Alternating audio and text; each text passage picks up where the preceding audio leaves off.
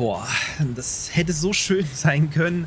Der spannend klingende Mix aus Supreme Commander, Factorio und Satisfactory klang auf dem Papier nicht nur gut, sondern sah im ersten Trailer auch richtig gut aus. Eigentlich war alles für ein ATS-Fest angerichtet, nachdem sich Industrial Annihilation locker via Kickstarter finanzierte und dann am 10. Dezember 2024 pünktlich in den Early Access startete. Was man dann als Käufer spielen durfte, sorgte tatsächlich für offene Münder, allerdings im negativen Sinne. Denn hier scheinen Käufer und Bäcker wahrscheinlich einem der größten Betrugsmaschen in der jungen Vergangenheit der Gaming-Branche auf den Leim gegangen zu sein.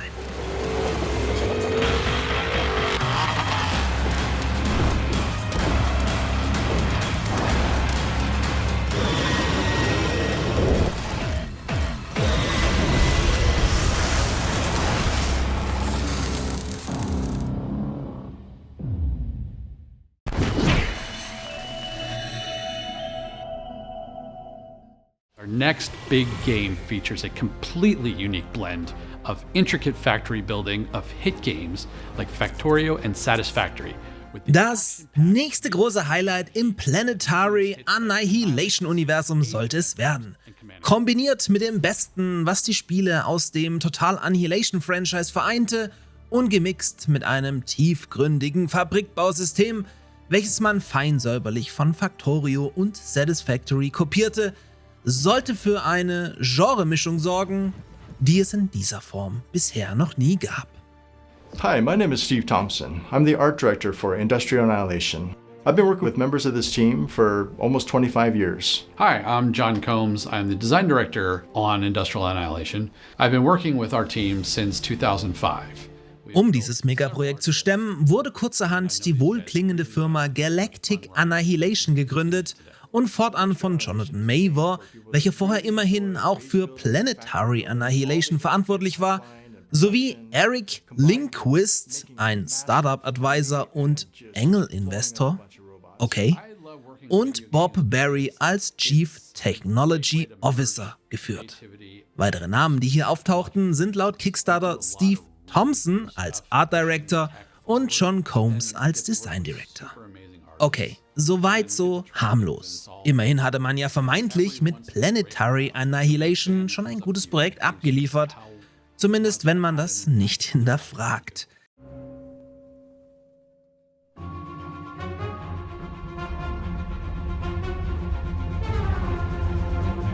Denn Planetary Annihilation wurde von Uber Entertainment entwickelt, welche sich später in Planetary Annihilation Inc. umbenannten und stammt somit eben nicht von Galactic Annihilation.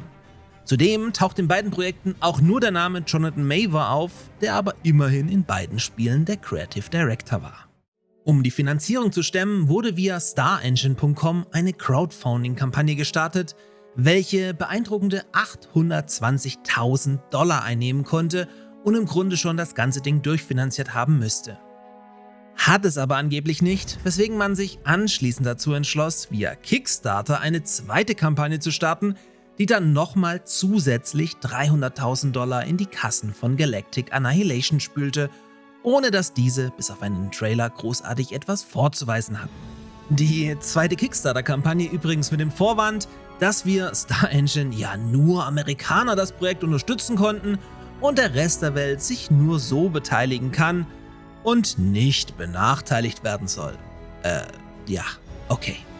Jedenfalls, kurze Zeit später, verkündete man noch im Jahr 2024 das Projekt so früh wie möglich im Early Access veröffentlichen zu wollen, damit sich die Community intensiv an der weiteren Entwicklung beteiligen könne.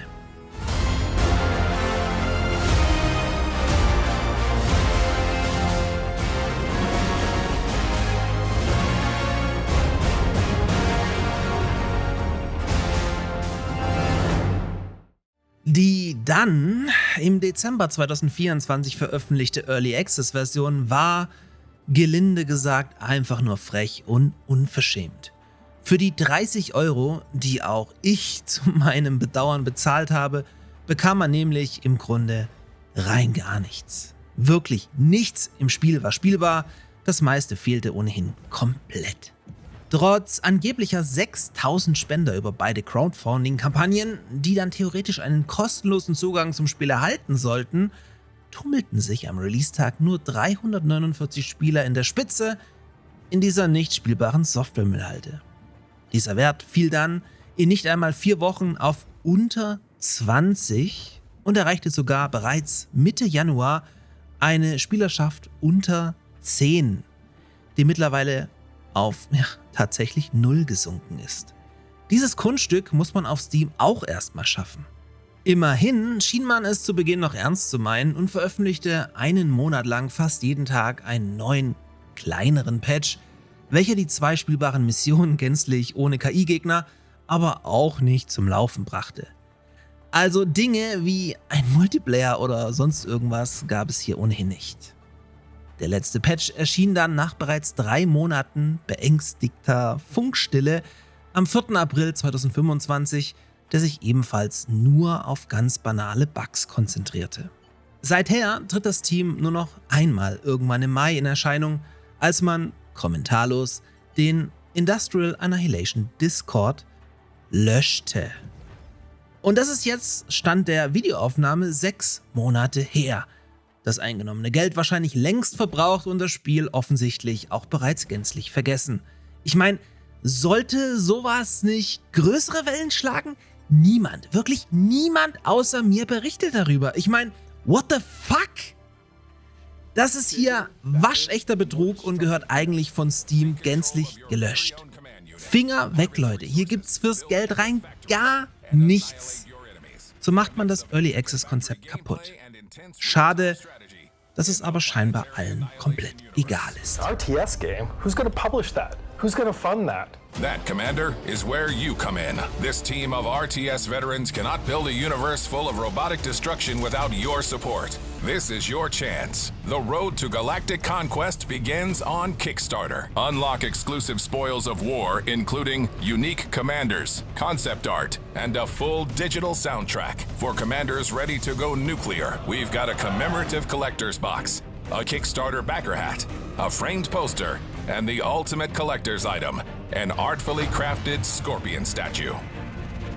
And the bigger and badder this campaign gets, the more surprises we'll unleash.